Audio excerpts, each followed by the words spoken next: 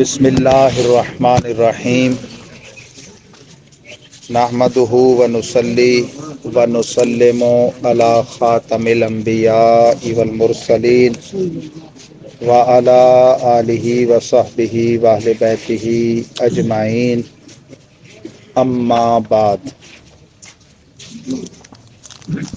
فاعوذ باللہ من الشیطان الرجیم بسم اللہ الرحمن الرحیم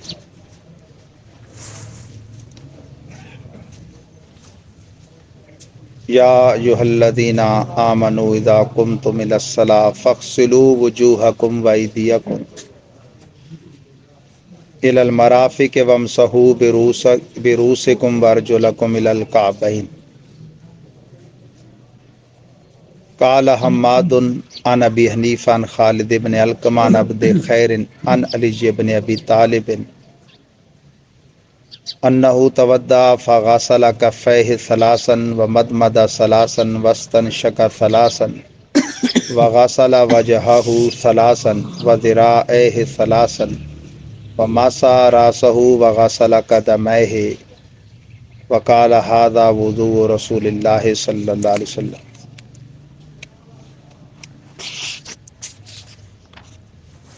الصلاۃ والسلام علیک یا رسول اللہ وعلی آلک واصحابک یا حبیب اللہ. گزشتہ کل کے درس میں مسند امام اعظم کتاب الطہارت صفحہ نمبر 23 کی آخری حدیث، جس کے راوی حضرت حماد ابن امام اعظم ابو حنیفہ، وہ اپنے استاد خالد بن علقمہ سے، وہ اپنے شیخ عبد خیر سے، اور وہ اپنے شیخ مولا کائنات مولا مرتضیٰ کرم اللہ تعالی وجہہ الکریم سے راوی کہ انہوں نے ہمارے آقا صلی اللہ علیہ وسلم کے وضو کا پریکٹیکل کر کے بتایا. اسی طرح کی ایک حدیث صحیح بخاری شریف میں امیر المومنین حضرت عثمان غنی سے مروی ہے. جو آیت کریمہ میں نے پڑھی اس میں وضو کے ارکان اربع کا بیان ہے، جس کا پھر ان کے طریقے میں بھی ذکر ہے. 4 ارکان وضو کے ایسے ہیں کہ ان کا درجہ اعتقادی فرض کا ہے، یعنی ان کو صرف عملی طور پہ فرض ماننا کافی نہیں، پریکٹیکل بجا لانا. عقیدے میں بھی وضو کے ان 4 رکنوں کو رکن ماننا یہ فرض ہے. پہلا چہرے کا دھونا، دوسرا ہاتھوں کا کونیوں سمیت دھونا، تیسرا سر کا مسح کرنا، اور چوتھا پاؤں کا ٹخنوں سمیت دھونا. ان کے اندر پھر کچھ چیزیں فرض عملی کے طور پر ہیں، وہی وضو کے واجب اعتقادی ہیں، اور وضو میں واجب عملی کوئی نہیں. فرض اعتقادی، فرض عملی، فرض واجب اعتقادی یہ تو ہیں وضو میں، سنن بھی ہیں، کچھ کام مکروہ ہیں، لیکن واجب عملی نہیں ہے. واجب عملی اس عبادت میں ہوتا ہے جو مقصودی عبادت ہو، جیسے نماز ہے، حج ہے، روزہ وغیرہ.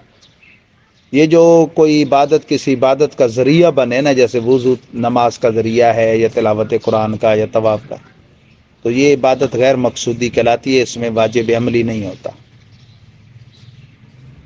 تو یہ جو 4 فرائض اعتقادی ہیں، انہی کے اندر فرض عملی بھی ہیں، واجب اعتقادی بھی ہیں. وہ ان کی مقداریں ہیں، وہ ان کی کیا ہیں؟ مقداریں. چہرہ کہتے ہیں شریعت میں جہاں سے قدرتی طور پہ بال اگنا شروع ہوتے ہیں، وہاں سے لے کر نیچے کے دانت اگنے کی جگہ، لمبائی میں اور چوڑائی میں، ایک کان کی لو سے دوسرے کان کی لو تک، یہ سارا حصہ چہرہ ہے. ہمارے آقا صلی اللہ علیہ وسلم نے خود بھی وضو کا پریکٹیکل بتایا، تو اس میں چہرے سمیت ارکان کو 1 مرتبہ بھی دھویا، 2 مرتبہ بھی دھویا، یہ دوسری اور موقع پر. پھر ایک تیسرے موقع پر اعضاء کو 3 مرتبہ دھویا. تو ہمارے آقا صلی اللہ علیہ وسلم نے فرمایا کہ یہ میرا اور مجھ سے پہلے انبیاء کا وضو ہے. یعنی کامل وضو یہ ہے کہ اعضاء کو 3 دفعہ دھویا جائے. وقت کی یا پانی کی کمی ہے تو آپ 2 دفعہ بھی دھو سکتے ہیں، 1 دفعہ بھی دھو سکتے ہیں. 1 مرتبہ دھونا ضروری ہے، وہ اعضاء جن کا دھونا فرض ہے. کچھ چیزیں وضو میں سنتیں ہیں، بڑی 3 مشہور سنتیں ہیں: ہاتھ دھونا، کلی کرنا، ناک میں پانی چڑھانا۔ پھر وہ پانی جو قابل وضو ہے اس کی بھی 3 باتیں، 3 اوصاف ہیں: اس کا رنگ، بو اور ذائقہ درست ہونا جو پانی کا ہوا کرتا ہے۔ وہ الگ بات ہے کہ سائنسدانوں کو پانی کا رنگ بھی اعلیٰ حضرت نے بتایا ہے۔ جو بند کمرے سے نکلے ہیں تو بس 2 دفعہ حج کے لیے گئے ہیں یا فرض نماز کے لیے نکلتے تھے۔ اس زمانے کا جرمن سے پی ایچ ڈی میتھ کا جب ایک مسئلے میں پھنس گیا، سر ضیاء الدین وائس چانسلر علی گڑھ یونیورسٹی کا، تو اس کو ریاضی کا مسئلہ بھی اعلیٰ حضرت نے بتایا تھا۔ حدیث سے آپ نے ثابت کیا کہ پانی کا اصلی رنگ جو ہے وہ سیاہ ہے۔ ام المومنین صدیقہ بنت صدیق فرماتی ہیں کہ آل بیت کا گزارا 2 ماہ تک 2 سیاہ چیزوں پر ہوتا تھا: التمر والماء، کھجور اور پانی۔ پھر اعلیٰ حضرت نے پریکٹیکل بھی اس کا مظاہرہ بتایا کہ سفید کپڑے کو دھو کے آپ ڈالیں کسی تار وغیرہ پہ، کسی چیز پہ، رسی پہ، تھوڑی دیر بعد اس میں سیاہ دھبے نظر آئیں گے۔ وہ پانی جم کر اپنا اصلی رنگ دکھاتا ہے، ہوا کے ساتھ وہ جب جمتا ہے تو اپنا اصلی رنگ دکھاتا ہے۔ بہرحال اس کے اوصاف ہیں رنگ، بو اور ذائقہ اپنے اصلی پر ہونا۔ تو یہ شریعت کی حکمت ہے کہ جب آپ ہاتھ دھوتے ہیں تو اس کا رنگ دیکھ لیتے ہیں، کلی کرتے ہیں تو اس کا ذائقہ معلوم کر لیتے ہیں، ناک میں چڑھاتے ہیں تو اس کی بو پتہ چل جاتی ہے۔ یہ 3 سنتیں، اور سنت چونکہ سنت کی تعریف ہی یہ ہے جو فرض کی تکمیل کے لیے ہوتی ہے۔ یہ 3 سنتیں بتا دیتی ہیں کہ پانی قابل طہارت ہے، لہٰذا اپنے فرض پورے کر لیں۔ تو پہلا فرض ہے چہرے کا دھونا۔ چہرہ دھونے میں غلطی یہ ہوتی ہے کہ لوگ پانی نیچے سے ڈالتے ہیں اور پھر اس کو یوں کر کے تری کو اوپر مل دیتے ہیں۔ یہ مسح ہے، یہ دھونا نہیں ہے۔ دھونے کی تعریف یہ ہے کہ اعضاء کو جھاڑیں نہیں، جو عضو آپ نے دھویا اس کو جھاڑیں بھی نہیں، نچوڑیں بھی نہیں۔ بے نچوڑے اور بغیر جھاڑے اعضاء خود اس سے قطرے کم از کم 2 پانی کے خود ٹپک جائیں۔ تو یہ تب ممکن ہے کہ آپ اوپر سے ڈالیں، اور پانی کی فطرت ہے کہ وہ نیچے آئے گا۔ ڈھلوان سے جو بھی پانی ہے وہ نیچے گرے گا، اوپر نہیں جائے گا۔ اب وہ نیچے جو گرتا آ رہا ہے اس پہ ہاتھ ملتے جائیں۔ داڑھی ہر ایک آدمی کی اور چہرے کی وضاحت اپنی اپنی ہوتی ہے۔ اگر وہ چہرہ وجیح ہے یا داڑھی گھنی ہے تو پانی زیادہ استعمال ہوگا، ورنہ کم ہوگا۔ تو ایک دفعہ دھونے کا ہرگز مطلب ایک چلو نہیں ہے۔ ہاتھ بھی ہر ایک کے اپنے حساب سے ہوتے ہیں، چہرہ بھی اپنے حساب سے۔ یہ جو چہرے کی مقدار بتائی ہے، یہ اگر 2 چلوؤں میں دھلتی ہے تو آپ نے 6 چلوؤں سے دھویا تو سمجھو 3 دفعہ دھویا۔ 1 چلو سے دھلتی ہے تو آپ نے 3 دفعہ دھویا تو سمجھو 3 دفعہ دھویا۔ اور کسی کا پورا چہرہ داڑھی سمیت دھلتا ہے مثلاً 3 چلوؤں سے، تو وہ 9 چلو ڈال کے دھوئے گا تو سمجھو اس نے 3 دفعہ دھویا۔ پھر یہ جو چہرے کے دائرے میں بال ہیں ان کا دھونا فرض ہے۔ نیچے یہ جو داڑھی کے بال لٹکے ہوتے ہیں تو ان کا دھونا فرض نہیں ہے، البتہ اوپر والے بالوں میں کوئی خشک نہ رہ جائے، شریعت نے خلال رکھا ہے، تر ہاتھ کا اندر سے ڈال کر باہر کی طرف یوں نکالنا۔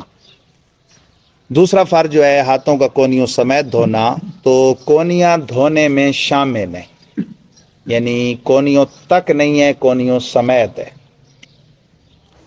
احتیاطاً کچھ اوپر تک دھو لیا جائے، اور پاؤں میں بھی ٹخنے جو ہے وہ دھونے کے حکم میں داخل ہیں، ٹخنوں تک نہیں، ٹخنوں سمیت۔ البتہ سر پورے کا مسح فرض نہیں ہے۔ یہ اجمالی بیان ہے، اس میں تو مرفقین کا باقاعدہ ذکر آیا ہے نا قرآن کی آیت میں، اور وہاں بھی کعبین کا ذکر آیا ہے، اور چہرہ عربی میں کہتے ہی اس کے وجہ کا پورا ذکر آیا ہے۔ اب راس آیا سارے کا سارا ہے، تو اس اجمال کی تفصیل حدیث پاک نے بتا دی، اور وہ ہے مقدار ناسیہ۔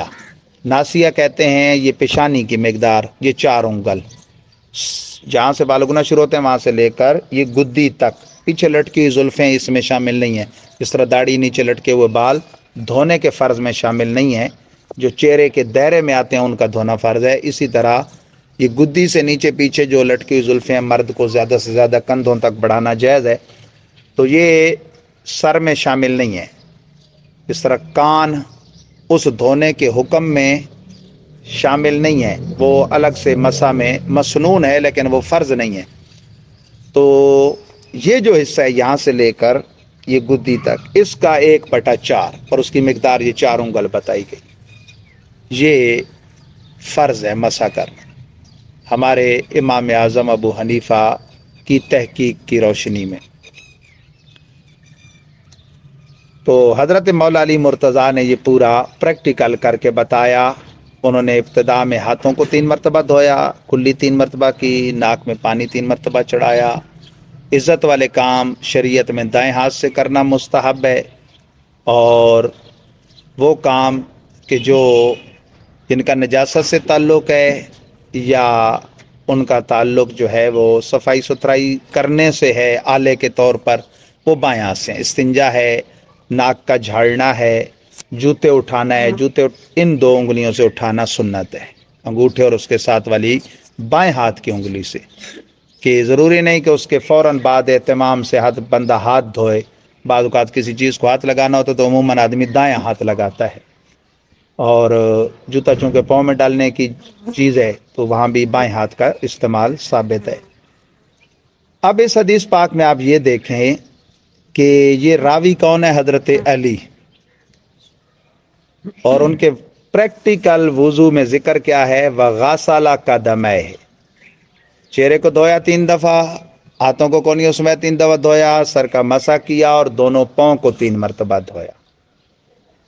اب وہ قوم جو کہتی ہے کہ سارا دین صرف جانتی حضرت علی ہیں، اور ان سے پہلے تو معاذ اللہ وہ قبضہ گروپ تھا خلفائے ثلاثہ، جی ہاں وہ یہ کہتے ہیں، اور ان کی اذان میں بزرگوں نے لکھا ہے کہ یہ جو جملہ ہے علی جن ولی اللہ و وسیع رسول اللہ و خلیفتہ بلا فصل، پہلی بات تو یہ اذان کا حصہ نہیں، بدعت تو ہے ہی ہے، لیکن اس میں معنوی طور پہ علی جن ولی اللہ کلمہ درست ہے، اذان کا حصہ نہیں ہے، لیکن معنی کے اعتبار سے کلمہ درست ہے کہ علی اللہ کے ولی ہیں، رسول اللہ کے وصی ہیں۔ لیکن یہ جو جملہ خلیفتہ بلا فصل، اس کا ارادے سے سننا اعلی حضرت نے اور دیگر بزرگان دین نے لکھا ہے حرام ہے، کہ یہ جملہ گویا 3 خلیفوں کو گالی ہے، حضرت صدیق اکبر کو بھی، فاروق اعظم کو بھی، حضرت عثمان کو بھی، یہ گالی ہے۔ کیسے؟ خلیفتہ بلا فصل وہ تب ہو سکتے ہیں جب شیعوں کا وہ فلسفہ مانا جائے کہ صدیق اکبر بھی قابض ہوئے تھے، فاروق اعظم بھی قابض ہوئے تھے، حضرت عثمان بھی قابض ہوئے تھے، تو یہ سننا گالی ان کی شرن گناہ ہے، یہ یعنی جملہ ان کا یہ اذان سننی۔ تو یہ لوگ وضو میں پاؤں دھونے کے قائل نہیں ہیں۔ ہم احناف کے نزدیک تو موزے کی صورت میں مسح ہے نا، ورنہ پاؤں کا دھونا فرض ہے۔ یہاں موزے کا ذکر نہیں ہے، ڈائریکٹ قدموں کا ذکر ہے کہ انہوں نے 3 مرتبہ قدم بھی دھوئے، اور یہ وضو کر کے کون بتا رہے؟ جن کے نام کا یہ ملنگ کھاتے ہیں، دمادم کمائی کی دنیا کھائیں گے ہم، نہ فکر نہ فاقہ نہ غم۔ نماز روزہ نہیں ہے، شرابیں پینی ہیں، پیٹنا ہے، یہ ایک نیا دین آ گیا ہے۔ تو استغفر اللہ معاذ اللہ، جن کو وہ جھوٹے طور پر اس مذہب کا بانی کہتے ہیں، انہوں نے سارے مذہب پہ قلم پھیر دیا۔ طہارت وضو مسلمان کی بنیاد ہے، بدن کی زکوٰۃ ہے، انسان کا بہترین زیور ہے، اور بلا قیمت کا میک اپ ہے، مسلمان کے چہرے کا نور ہے۔ حدیثوں میں یہاں تک آیا، اللہ کے حبیب صلی اللہ علیہ وسلم نے فرمایا کہ ہر امت کی میدان معاشر میں اپنی کوئی نہ کوئی پہچان ہوگی۔ صحیح بخاری کے مطابق فرمایا کہ میری امت کی پہچان یہ ہوگی کہ ان کے اعضائے وضو آثار وضو سے چمکتے دمکتے ہوں گے، جس کی روشنی میں دوسرے پہچانیں گے کہ یہ امت مصطفیٰ ہے۔ اور فرمایا کہ اپنی روشنی کو طویل کر لو۔ علماء نے لکھا طویل کا مطلب یہ ہے کہ مرفقین تک دھونا فرض ہے، تھوڑا اوپر تک دھو لو، پاؤں ٹخنوں تک دھونا فرض ہے، تھوڑا اوپر دھو لو۔ ایک تو اعضاء کی روشنی بڑھ جائے گی، دوسرا فائدہ یہ ہے کہ آپ کو شک نہیں رہے گا کہ ٹخنے یا مرفقین دھلے کہ نہیں۔ جب آپ نے اوپر تک دھو لیے تو یہ تو یقیناً دھلے۔ اور حدیث شریف میں یہ بھی فرمایا کہ کل میدان معاشر میں میزان عمل کے اندر یہ تری نیکیوں کے پلڑے میں تولی جائے گی، اس لیے اس کو بالکل پونچھنا بھی مکروہ ہے۔ وضو کے بعد بالکل چھوڑ دینا اس طرح کہ مسجد کے فرش پر ڈائریکٹ قطرے گریں، یہ بھی مکروہ ہے۔ فرش مسجد پر، چٹائی کی بات نہیں ہے، ڈائریکٹ فرش مسجد فقہا نے لکھا۔ اور بالکل اس کو خشک کر دینا کہ تری چھوڑی نہ جائے، وہ جائز تو ہے لیکن اپنے آپ کو فضیلت سے محروم کرنے والی بات ہے۔ تو یہ ہمارا بلا قیمت زیور ہے، یہ اس امت کا ایک میک اپ ہے، نورانیت ہے، نور ہے۔ حضرت بلال حبشی کو سرکار نے دیکھا کہ وہ سرکار سے آگے آگے جنت میں ان کی وہ چاپ آ رہی ہے، معراج کی رات سرکار نے تو وجہ پوچھی تو انہوں نے کہا جی کوئی مخصوص اور عمل تو میرے اس میں نہیں ہے، لیکن یہ ہے کہ جب بھی بے وضو ہوتا ہوں وضو کر کے 2 رکعت، اگر وقروع وقت نہیں ہوتا تو 2 رکعت نفل پڑھ لیتا ہوں۔ بظاہر دیکھنے میں چھوٹا سا عمل ہے، لیکن اس کی فضیلت دیکھیں کہ شب معراج سرکار صلی اللہ علیہ وسلم نے جب دخول جنت کرنا تھا نا، اس سے پہلے دیکھا کہ بلال حبشی سرکار سے آگے آگے جنت میں جا رہے ہیں۔ تو یہ نہیں ہے کہ ان کا مرتبہ کوئی سرکار سے بڑھ گیا، بلکہ سرکار کو اپنے غلام کی عزت دکھائی گئی کہ اللہ تعالیٰ نے ان کو کیسے نوازا، کہاں وہ حبشہ کے غلام اور کہاں وہ یوں کہہ لیں کہ حوروں کے شہزادے، کہاں وہ چاہے کنعان حضرت یوسف آج کے درس کے مطابق کس گہرے کنویں میں ڈالے گئے، اور کہاں انشاءاللہ تخت مصر۔ اللہ تعالی ہم سب کو توفیق خیر عطا فرمائے، آمین۔ جزا اللہ عنا سیدنا و مولانا محمد صلی اللہ تعالی علیہ وآلہ آلہ وصحبہ وبارک وسلم۔ ربنا آتنا فی الدنیا حسنہ وفی الآخرۃ حسنہ وقنا عذاب النار، وصلی اللہ تعالی علی حبیبہ سیدنا و مولانا محمد وآلہ وصحبہ اجمعین۔